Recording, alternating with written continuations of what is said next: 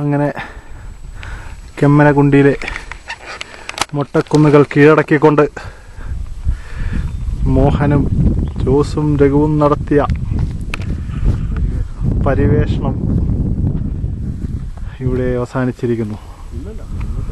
ഇനിയും മേലോട്ട്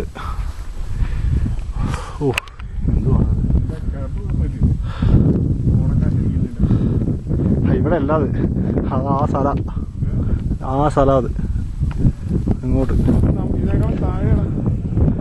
മഴ പക്ഷെ നല്ല വ്യൂ അവിടെ. കാറ്റൊക്കെ ഉണ്ട് പോനെ, സമയം ആവണേ ഉള്ളൂ. നീ വീഡിയോ ആണോ? Full videos.